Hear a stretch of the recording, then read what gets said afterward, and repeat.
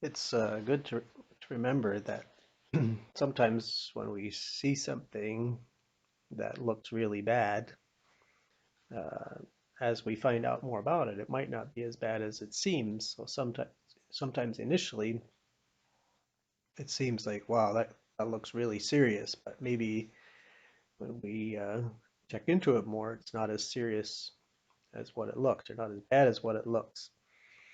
When we lived in Dryden, the organization we were with there had several airplanes, and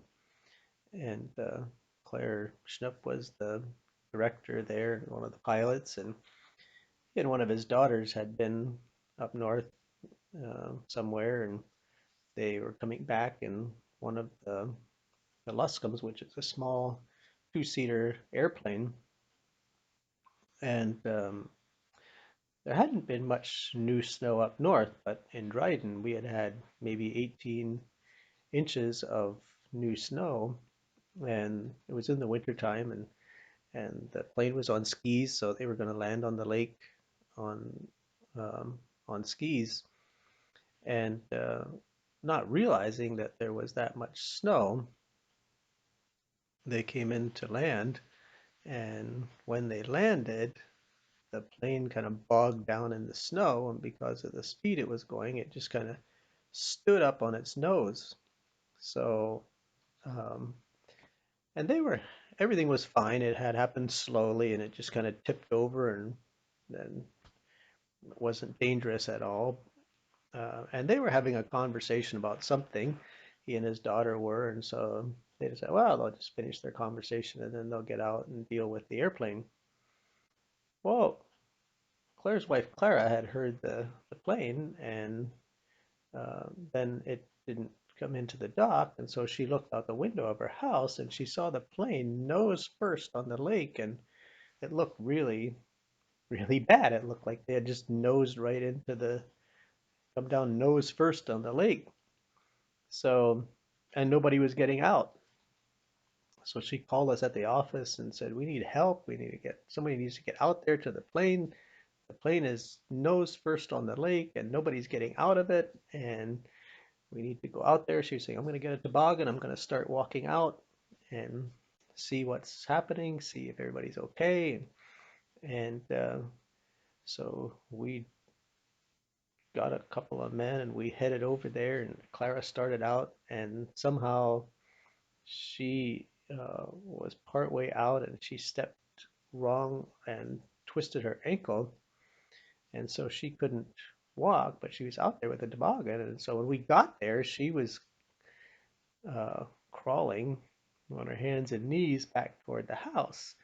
We were saying, "Well, Clara, like, let us put you on the toboggan and take you back to the house, and then we'll go out to the plane." And she's like, "No, they could be hurt seriously. Like, just you guys just go out to the plane and see what's happening, and I'll crawl back to the house." So we headed out to the plane. As bad as we felt about that, we found out later that Charlie Bedford, one of the neighbors that lived up on the hill by the lake, he was watching the whole thing on through his binoculars, and he told us later that when he saw us stop and talk to her, and then keep walking out to the plane, and she was crawling back to the house, he was tempted to go get his rifle and just take a few shots at us because he thought that looked so rude. But anyway, we went out to the plane.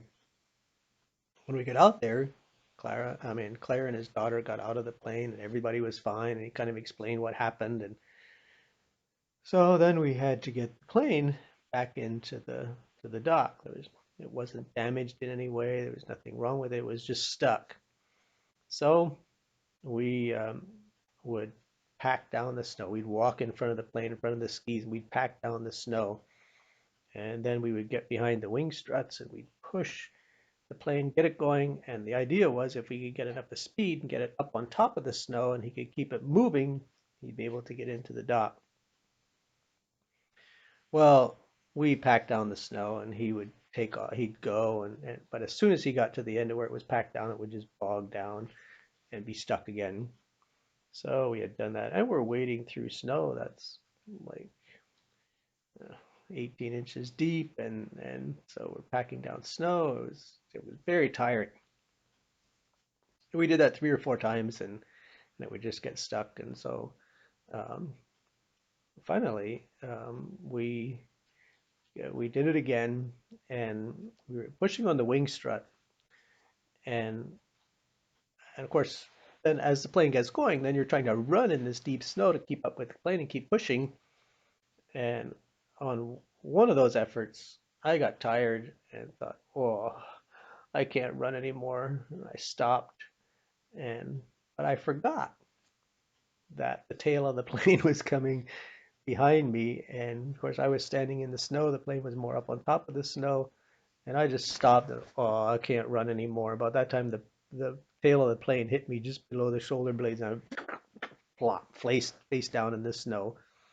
And Claire knew the plane had hit something, so he stopped. I said, "Don't stop! No, don't stop!" And I said, "Next time when I drop out, I'll step off to the side." Eventually, we got it up on top of the snow. He got the plane back to the dock, and everything was fine. It was a situation that at first looked really serious. It looked really bad. But when we got there and checked it out, it wasn't as bad as what it seemed at first.